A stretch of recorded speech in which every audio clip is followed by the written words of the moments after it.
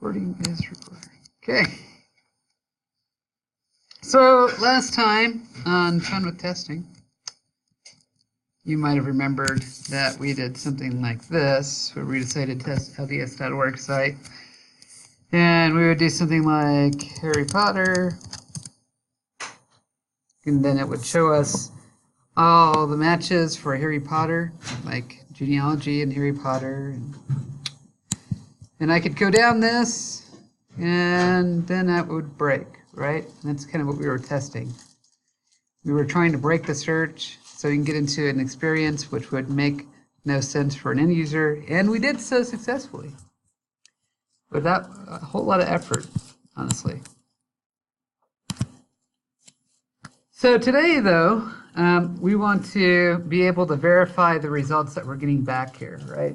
And so in your automation, we're always going to have to deal with how do we deal with lists, and we're going to give you a few examples of how you might go about that in this class, and how you might be able to better support your automation with that. Curious though, are there any images of Harry Potter? Not one image. How about just Harry? Hey, a few images for Harry. That's good. Those are, I don't know. The artist is Harry Anderson. Harry Anderson. See? Very good. Are there any videos about Harry Anderson? No, but there are some videos. We got some good lists here, so I'll probably stick with Harry for this example here. There's no scriptures with Harry in it, though. Okay, so lists. So we have this enumeration of objects here. So if we go, we're going to dive into the HTML of this. None of that. Previous page. Here we go. We're going to inspect this. Okay? So each one of these, that's a teaser. We got results. So you can see we have a results section, and then for each results section, there's another section tag, and then underneath that section tag, you have an array of divs. We have a class named LDS teaser. For the most part, that's kind of the element that we wanted to interact with, right? So in that element, we have a few elements in there. So each one of these elements contains a link, right? A link to actually go to the page. It also contains a they bolded Harry. It also contains a title, and it also contains let's mute. Welcome, Brett. Can you hear us? Awesome. You can hear us. If you can mute your mic, that'd be great.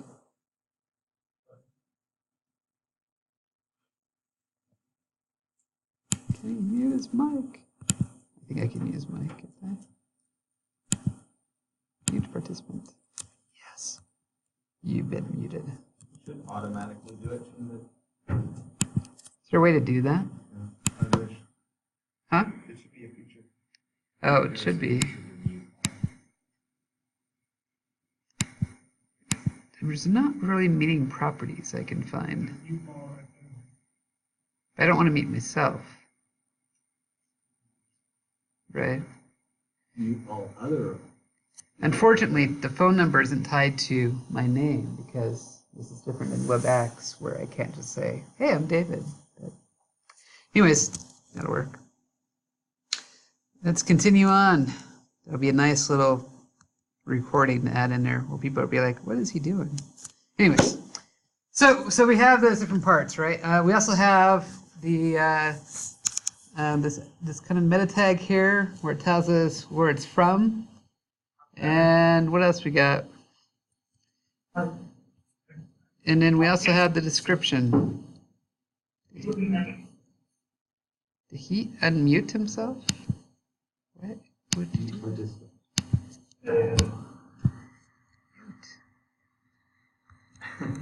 Okay. So, and then we have some meta tag says to what the article is about. So in our automation, how does that look? So let's say, for instance, we wanted to make sure that Harry the helper rabbit actually showed up in our automation, right? We search for Harry. We want to make sure Harry the helper rabbit comes up. So let's look at, start with C# here. So here, I'm going to go ahead and just create another method here. So this method was test search filters. I'm going to create another one here.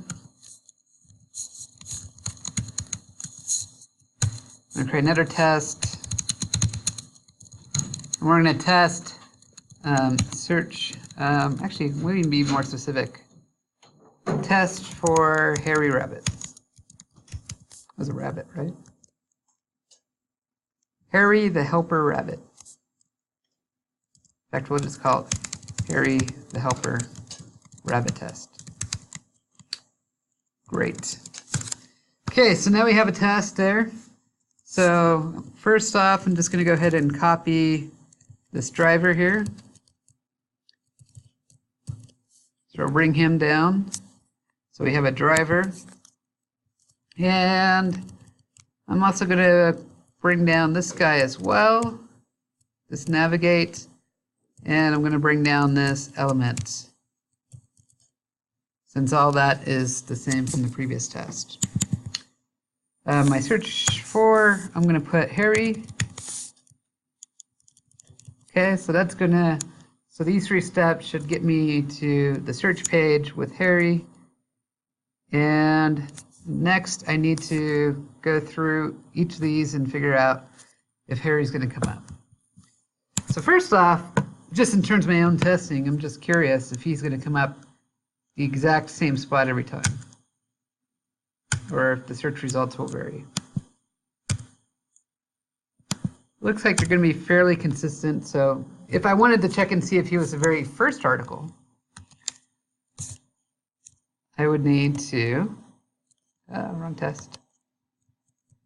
So we're going to go ahead and do driver.findElement by, let's find the element by, let's go with XPath. Okay. Okay, so the element I want to get, this is great for our XPath follow-up here. So the element I want to get is this, right? I want to get the div tag that has LDS teaser in it.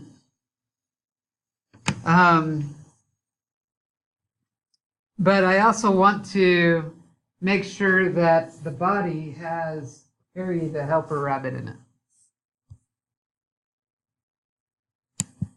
Or this header / link. So what can I do? What's a good XPath for that? What's a nice, long, complicated XPath for that? What would you guys do? Throw out suggestions and talk it through. So if you right-click and copy the XPath. Absolute reference to it. Absolute.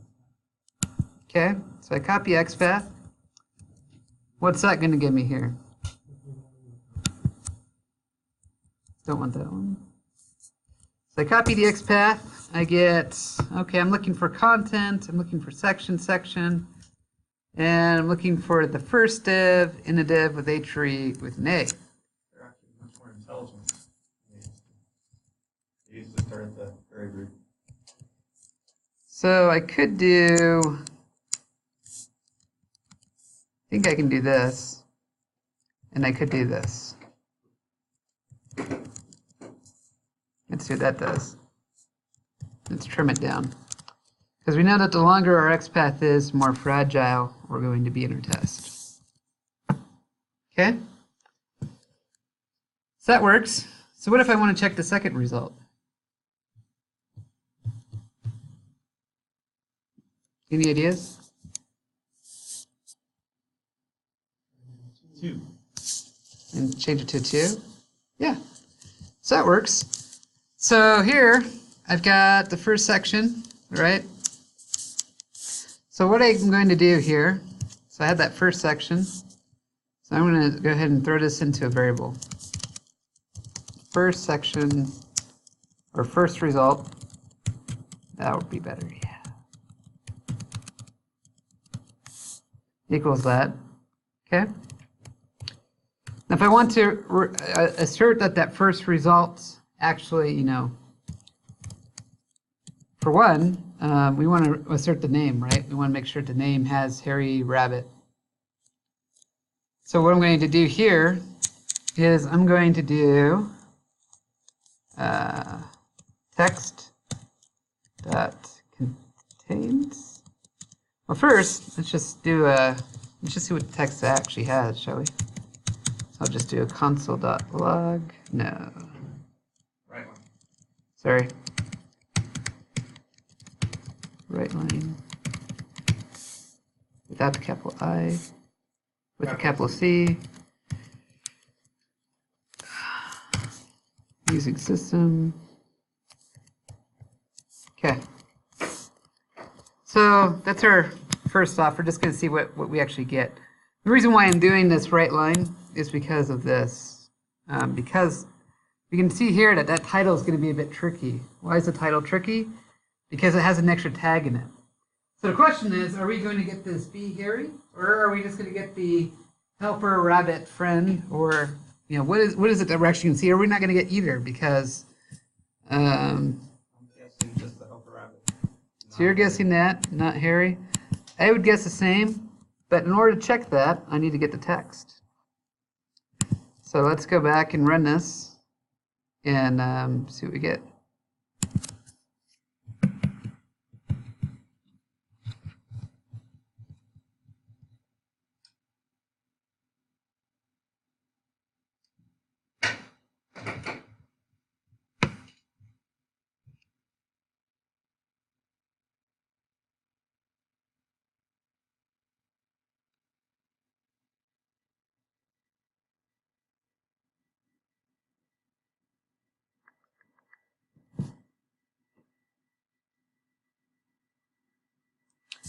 One passed, no outputs. Darn it. I was really hoping it would output something. But it didn't output anything. Okay, let's try. Let's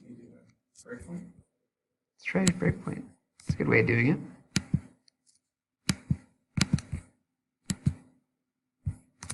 See what that does.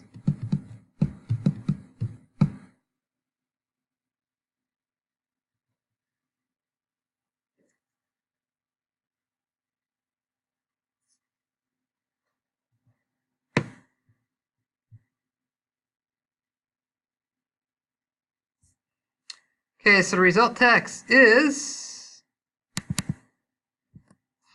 come on, VS Code.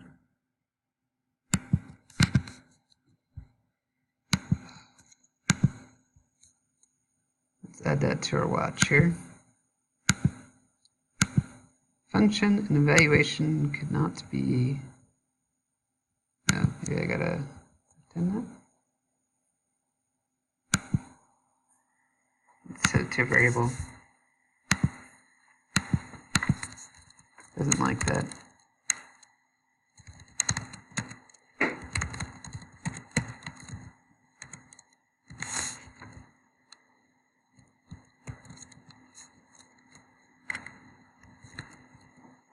Okay. Back test.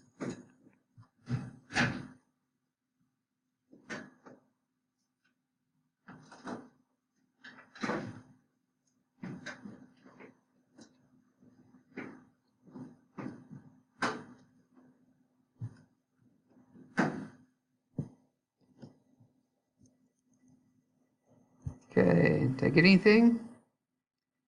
Yes! So I got everything. I got Harry, the helper rabbit, and everything underneath. And I really just want to test the title though, right? So this gave me the entire section, which makes sense because we selected this node up top, which gives me everything.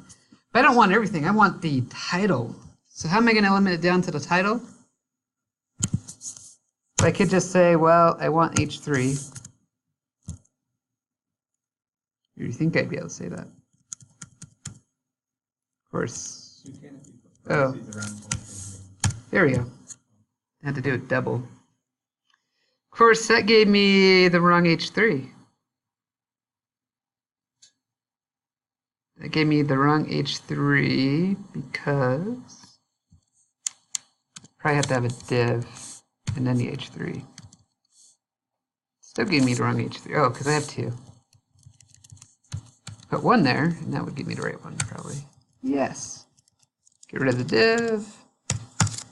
Okay, there we go. So I'm saying, hey, give me the H3. And if I won't even be specific, I can even just say, give me the link, because we know that's the title. However, that would break if, for whatever reason, in search results, they decided to add another link, right? If, for instance, they wanted to change this LDS org friend to actually be a link so I could figure out what that was, that would totally break my test. So for the best of both worlds, I can do something like this. Or I can just do this, because that should work as well. So let's try it out. So we're going to do H3 because we don't want the whole section at this point. We just want the div. So we're just going to do H3 there. We're going to finish this test. And because these pop-up windows are annoying me, I'm also going to add one more thing here. Well, actually, I'm going to go ahead and get into this, quit. That way it closes it at the end. Okay, let's run this test again.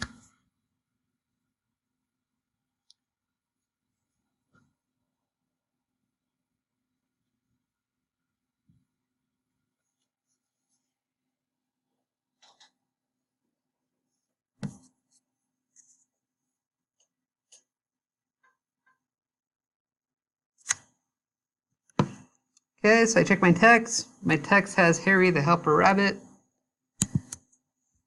And then it quits. So all that runs good. So last, I just need to add an assert. That is true.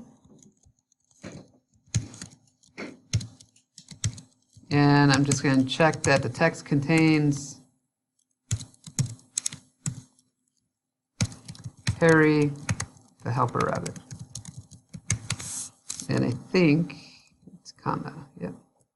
Harry comma the helper rabbit.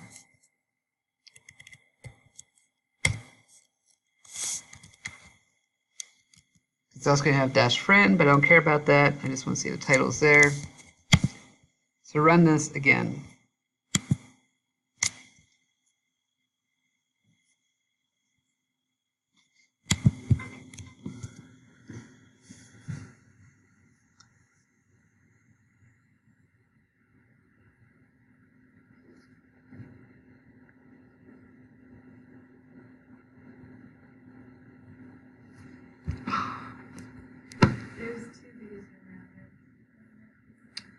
Oh, that could very well be why. It could be because it's not rabbit, but it's rabbit. Let me even see if I'm pronouncing it right if I misspelled it. But let's try it again. See if it works.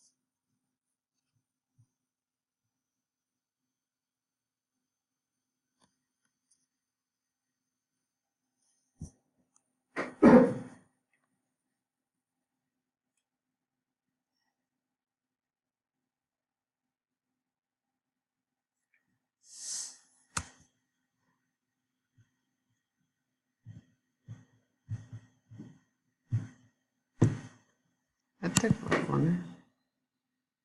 It failed again. Let's just copy the text and call it good. Let's debug it one more time here. Back to grab the text.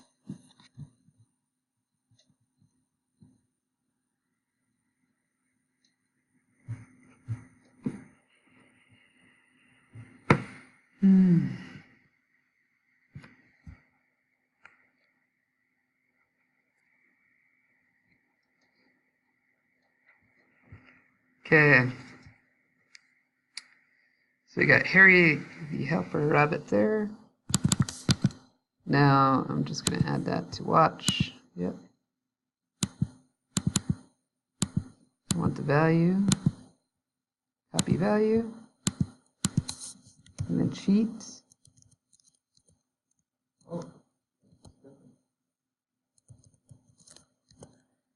Okay.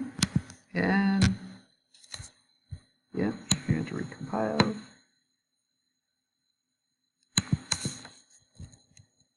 Get rid of friend, which I thought, is the I had a couple, I had an uppercase T last time. Okay, let's see if it works.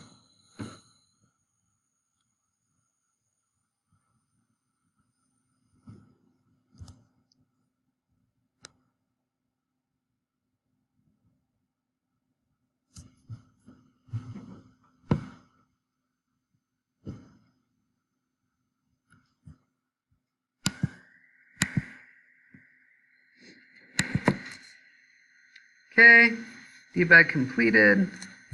Through no exceptions, it worked. Great. So there we got our first passing test. Now, here you don't really see this example as being by row, because you don't really interpret that this XPath says, hey, I'm actually just going to get the first row. If that first row would ever change, or to return a different first row because the search algorithm changed, this test would absolutely break. By first row, to make this obvious for people looking at this code in the future, I'm just going to do a row number, or result number. It's not really rows, it's not a table, it's results. Results. Check that helper, the hairy rabbit, is first result. Here we go.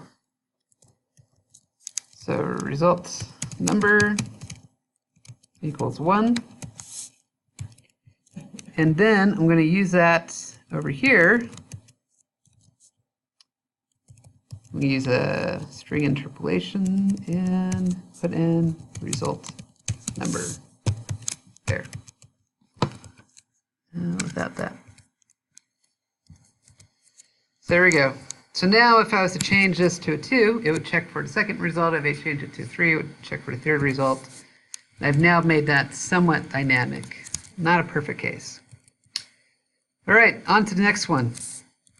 So the next problem then, so we know how to do it if we just want to check it by, if we want to check that the first result is X. That's very good. What if I want to see if the result even showed up in the list though? So that's the next example we're going to do. This is going to be a little more stable, right? Because technically the result can change. Is in results.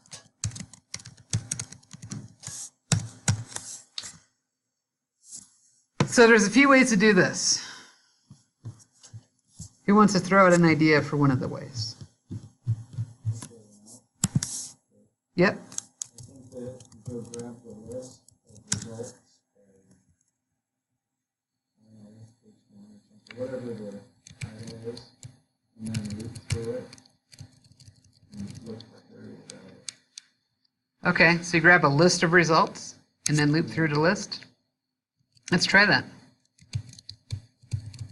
Can I ask another question? Yep. Now that you're doing multiple testing tests, did you ever say, is Visual Studio Code, does it have like what's it called? A test explorer or anything like that? It has a test explorer. It's not quite as good as Visual Studio, but I could. But there's a .NET Test Explorer, and all it does is it kind of shows your tests here on the left, and I can go and click on one and run it. It also gives me this run test and debug test here at the top of my lines. But for the most part, it's somewhat rudimentary. It's not going to show me my test results. It's not going to say in my nice little grid on the left that this one passed or this one failed. So that's kind of a downside to it. Okay. So let's see here. So we're going to go ahead and search for Harry again. But this time we want a list of results, right? So let's copy this XPath here. We will use some of that. Now, to get a list of results in Selenium, instead of doing find element, we're going to do find elements. What find elements does is it says instead of getting back a single item, I'm going to get back a collection of items. And so now that we have that, all that I'm looking for then, I can get rid of section, I can get rid of div, and this should give me all the H3s that are underneath section. So if there is a header that's underneath section, I'm going to get a collection of those. So now I just need to loop through those. So I can do for each iWeb element. I'll do that. This is actually results. So change this to results because it's multiple results, not just one.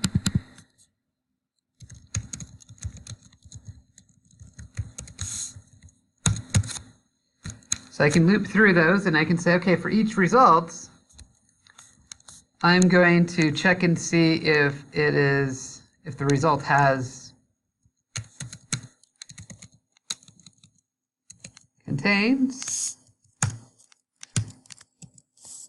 this guy up here.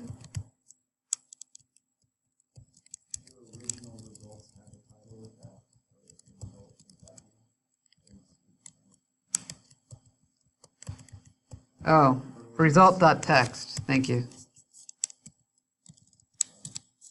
So I'm going to check the text of that result because the result's going to give me H3. The H3 is going to give me the inner text. So if I do text and I check to see if that text contains Harry the helper rabbit,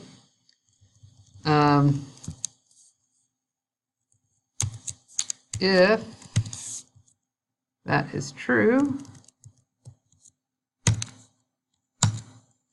then what? So we got to have some way of being able to verify that we actually found a result. So what I'm going to do is I'm going to create an external Boolean to keep track of that. Is found, or bool is found equals false. If we do find it, we're going to set that to equals to true. The other thing too, to save me time, because if I have found it in the result set, I don't need to keep looking at all the results. Right. So I'm going to do a break, which will break me out of the for each. Continue with skip. Stop where you are right here and go back to the top right. And use that. Continue if you want to skip the rest of the loop. Like if you say, oh, if it's the first result, skip it. Oh, okay. So you could say, I want to skip this result, but continue on. Gotcha. So you can do continue to go to next result, break to break out of the for each. And then here we can do assert dot is true is found. There we go. So, okay, so there we go. So if it's found, then our assert will pass true and everything will be fine. If it's not found, it's going to break. So let's see if it runs. All right, so we're going to run test. We'll see what it does. Oh, I forgot to close the, I should have done this. Oh well.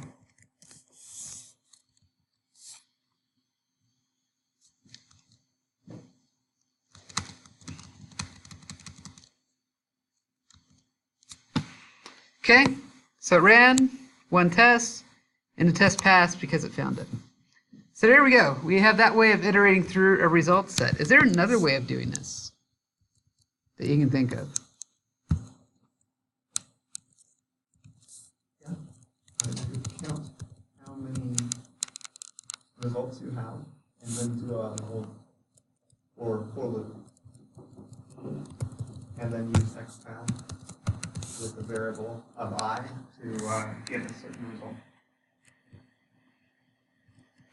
So you can do a variable of I, huh? Like for I equals 0, if I is less than count that you already know, then go through the loop and then use a normal XPath and put I somewhere in the XPath to find it. Does that make sense? Replace the 1 and the some of it makes sense. Some of the I'm a little bit lost on.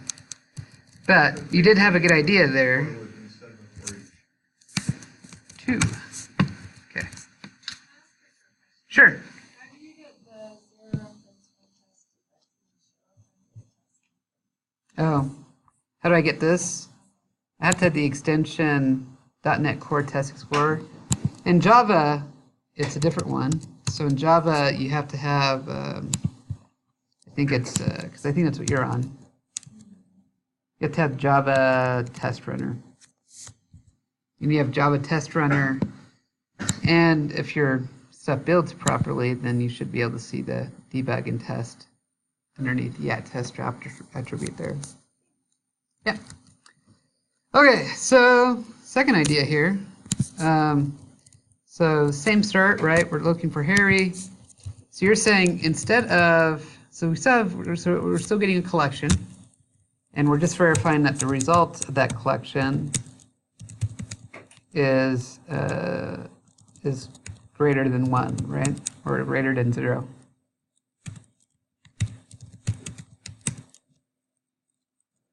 So we're going to do results.count, capital C is greater than 0. So then, if we're doing that, then we have to, our XPath is really what's going to do the checking for us. Is that what you're saying? Kind of? Basically in the loop, I would do, well, this is probably more work than the way you did it.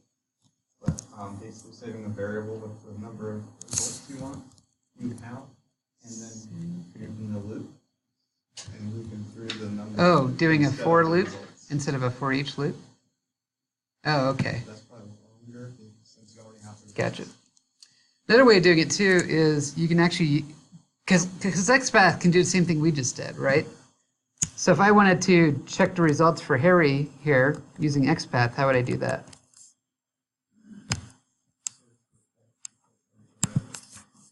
So if I did, so let's get rid of div 1, right? So I want all the sections. So now I have 20 sections, as you can see. There's 20 results here at the bottom. So now I have 20 sections here. Now I can check and see if the text, well, let's do a contains function. And we're going to check to see if it contains the text of Harry. I'll just do Harry real quick, just to do a sanity check on the XPath. And I get no results. Darn it. I was really hoping that would work. I probably have to do A. Will A work? B? B will work. A will not work, because B will... So I can look for B, but I don't want that. I could do A, and I could check... A, you need normalized text, normalized space instead of text. Because Well, the problem that we have here, though, is this, right? Is that Harry is part of its own tag, and so XPath isn't going to combine these two together, is it? if you use normalized space, then it will still find it. Even though that's Yeah. two different It's tags? an attribute of Let's normalized try it. space. So we're going to do text. So instead of text, use normalized dash space. Parentheses. So there we got Harry, But the problem is finding the function. the helper. Helper. Rabbit. Ah. So you see that how the structure here is you have a B tag. So because we're bolding, because the application that we're using is bolding Harry everywhere, in order to be able to see this as one blob of text instead of two separate texts, he said you can use the normalized text. Normalized space. Normalized space, sorry, normalized space, which basically combines those two together. Thanks. And it also is helpful when, let's say you had a space after Harry and you're looking for Harry, space won't find it. I mean, text function won't find Harry. Oh, so it trims it as well. So it trims spaces. So it trims. Okay. So in some cases, that's a good solution. Is there a reason, as we're discussing this, is there a reason why we would ever use text versus normalized space? Or should we always use normalized space? Sometimes it causes issues because sometimes when you find something, it shows all the places where it's found all the way up to the top. Like it finds, you might run into this, but let's see. It's not doing it here. So if I had a parent that had the name? Sometimes it grabs all the parents. Ah. It's not here. Gotcha. But in your soul, maybe, I don't know. So here I have this XPath, which if this XPath exists, right, then my test should pass. So that's another way. Uh-huh. Yeah, I'll try to remember to copy this code and send it out in maybe an email. I should really do need to be better at documenting this stuff. Can you see it now? Oh, yeah, I can see it. But, so yeah, so basically, so our next method here of being able to do that, so this method on top just kind of looped through, right? Said, hey, we had this collection of elements, we're going to loop through it and check in every element to see if it had text. The second approach says, you know what? Instead of having to loop through a bunch of elements, which is slow, by the way, if we're bringing back a collection of elements and looping through those, it's going to be a little bit slower than doing the second statement. The second statement's going to be faster, but you are kind of reliant on the XPath technology in providing you the correct result. If for whatever reason that normalized space function didn't operate the way you hoped it would operate, you could get false positives or false negatives.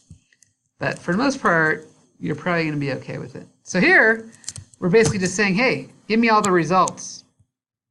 So if that XPath doesn't exist, that has a text here, Harry the Helper Rabbit at the end, what's going to happen? How many results am I going to have? 0. And then my test is going to fail because 0 is not greater than 0. However, if it comes back with at least 1 result, then I'm going to know that it passed and I'm going to get a count of 1. So let's run this test and see if it works. Let's also do a driver quit on that too.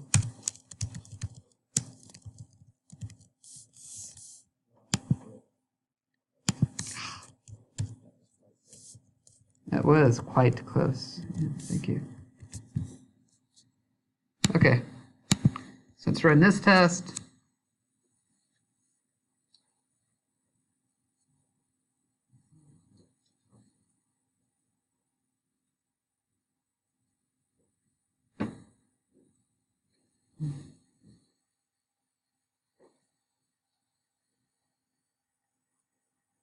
Okay, we have one test that passed, so it worked. All right. So next one that we're going to go through. What if in the list I want to be able to find by one attribute, but I want to test a relating attribute to this? I'll give you an example of that. Let me just copy this test above here real quick. And results, sincere, and let's look at our result. Okay, so an example is if I wanted to test that Harry the Helper Rabbit result was coming from LDS.org friend. That's what we're testing for, right? And so what you're going to have is you're going to find by this A element. But based on that A element, you're going to need to come back up the hierarchy to the div and then come back down to this other UL, which has the text that we want to assert, which is, you know, the meta tag for this. So how are we going to loop through results? How are we going to find the result that we want and then find a relational thing that we want to assert by that? And this is where lists become more complicated. It's because we need to be able to search by one thing, but test something else related to that.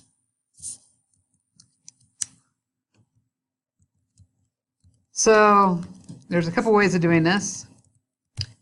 Since here, so this we're going to say is friend source. There we go. So here to help Rabbit is friend source. We're going to test for that. So we already have some XPath here that's going to somewhat help us. Let's switch that out though for, let's try this guy actually.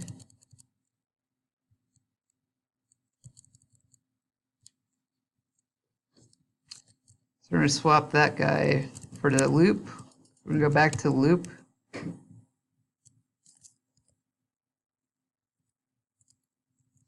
Didn't work out as well. Let's try it again.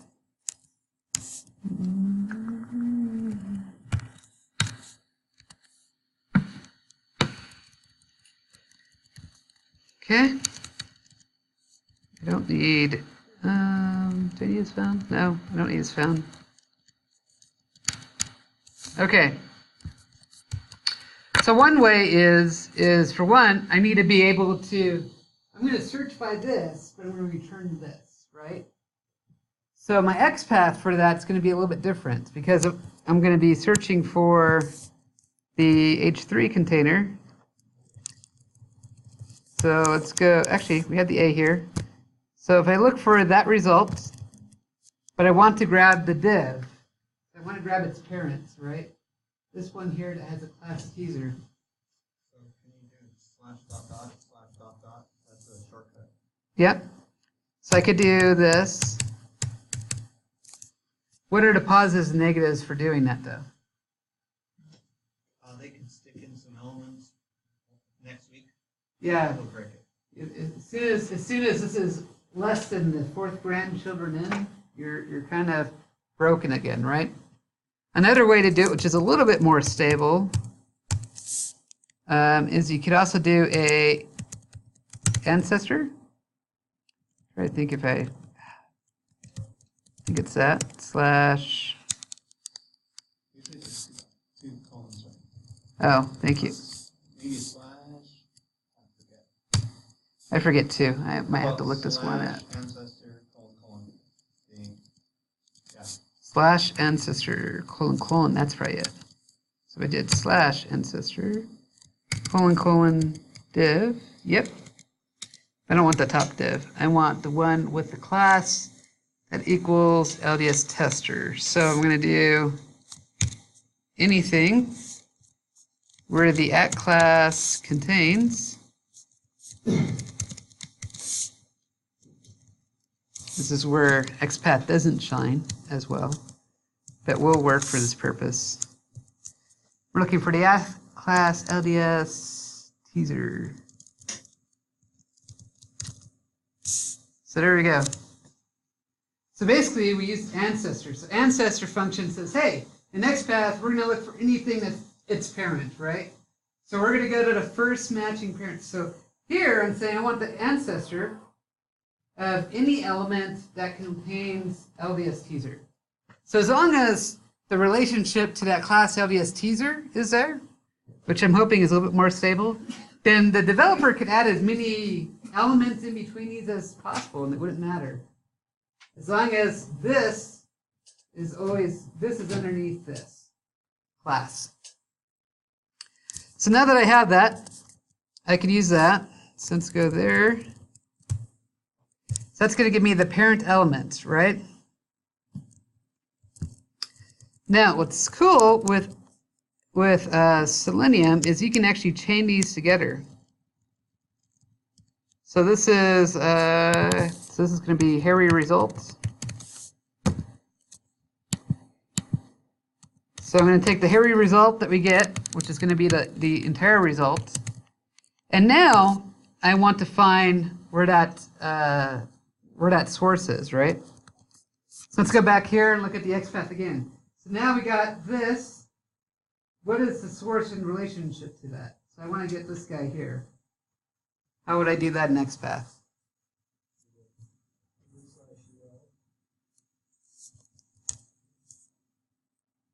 /UL. Nope. You can probably do 2/ULs and an LI. So you could do that. /ULLI. That could work as well. Another option too, in case say for whatever reason decide to get rid of the UL, is you can also probably do a asterisk. Asterisk class equals meta with the attribute, and say I want the LA underneath that. So that's another option too. So here in my hairy result, I can actually define elements, and I can actually chain these together, and I say, okay, now that I found that element, in relation to that element, I want to find this next one. And so I can say $. I don't want this whole thing though, I just want, in fact, I don't want any of that. I want just this part here.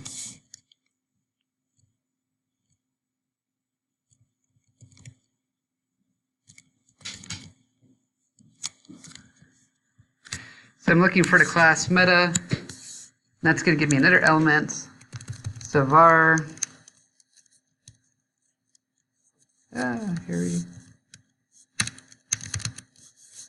hairy result source. Sorry.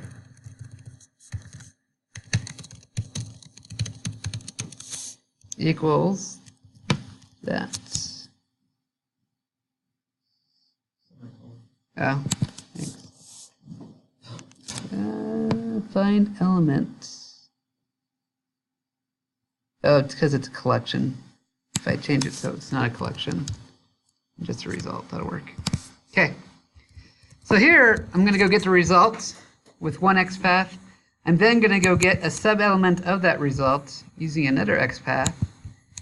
And then we're just going to check to see what the actual source is. So we're going to do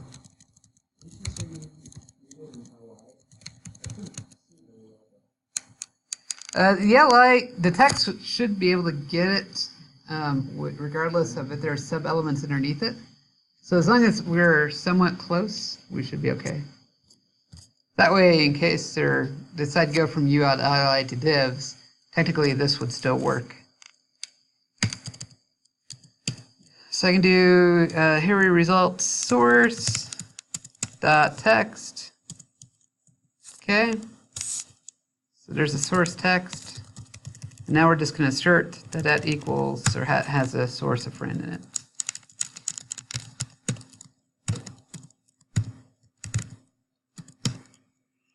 Contains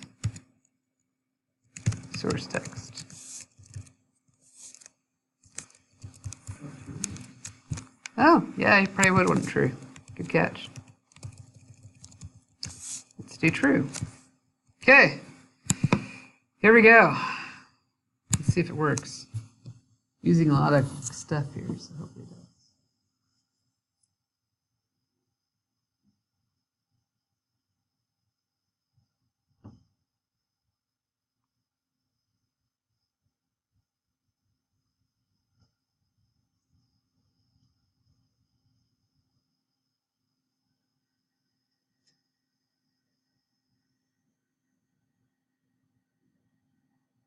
All right, one pass.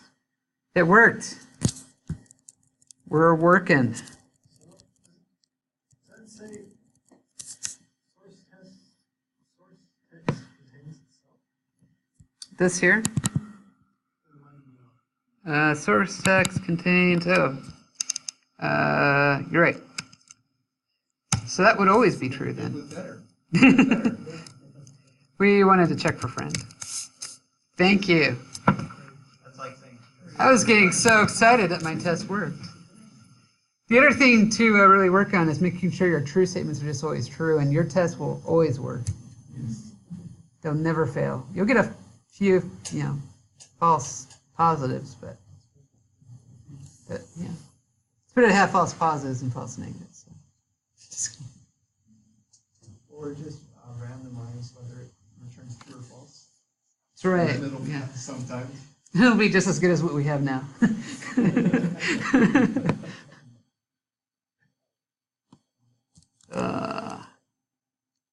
It failed. It did not have that. Let's take a debug on that and see if it worked, or see why it didn't work.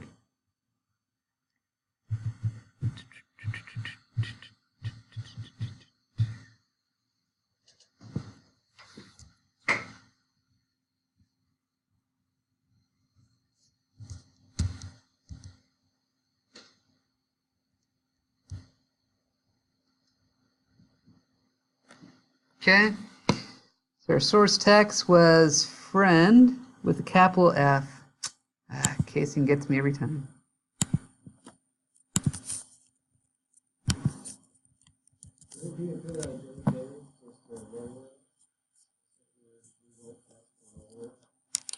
It can. It depends on whether or not you're testing for casing.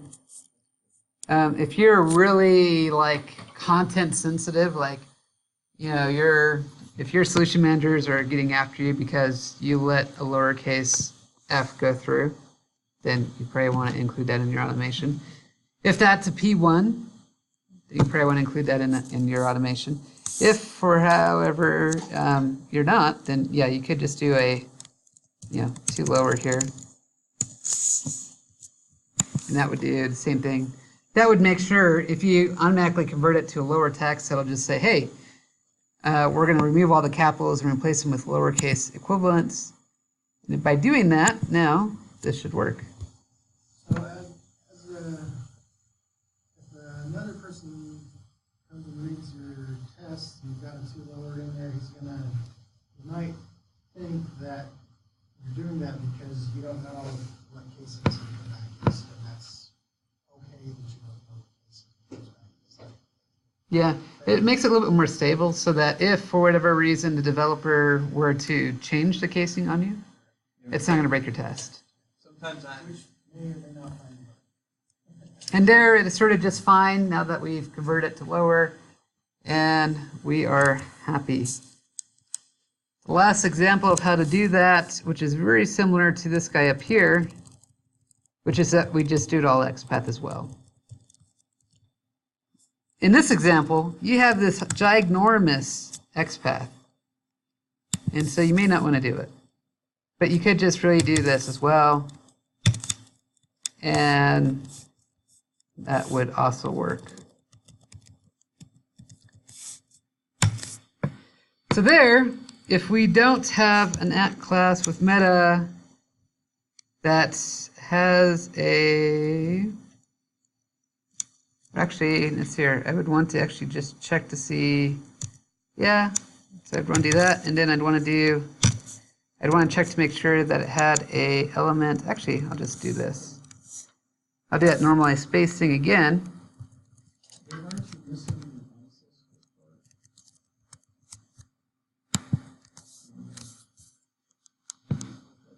Ah, yeah, you're right.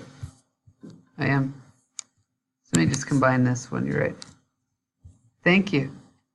You made this class that much shorter, my friend. Now, the problem with these long, scary XPaths is just that they get long and they get scary.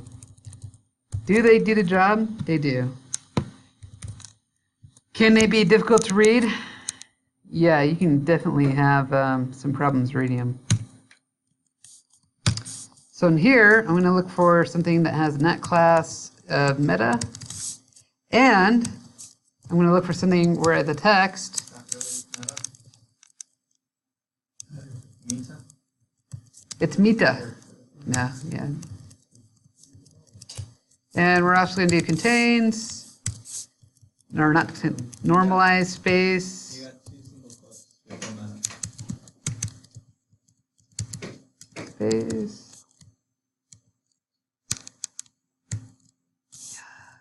That. Hold on a second. I'll come right back to that. I don't need that. Do I? I do need that. And friend with capital F. Okay. And two single quotes here. So basically, I concatenated the two, and I did the same thing, except I had my XPath do it. So I said, hey, so which gave us, you remember that node that we were looking for. Then once we got that node that contained the section, we're like, okay, now that we have that, we're going to look for the meta tag, the meta class. And then we're also going to find a meta class that also contains a normalized space that has a friend. Now, before I even attempt to run this in my automation, I'm going to attempt to run this in the browser, because if I screwed up, it's going to be easier to find, and it's going to save us overall a good, minute of our time. Well, that worked. 1 of 1. So now I have that ginormous XPath, You could split it into 2 pieces.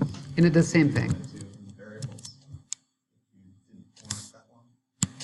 I could split it into multiple places and multiple variables, and there's a lot to do there in refactoring. Main point is you can. And here's an example of how to do that. Complex as it is, there's a few ways of how to handle lists. When we get into page model or component modeling, we'll learn how to use lists as well in there, which is a little bit different. So that's it for today. Next week, because we didn't get a whole lot of practice today on doing this stuff, next week we'll probably spend some time in class just helping each other out and making sure that we got our frameworks in Java and JavaScript, basically doing this exact same similar type of testing.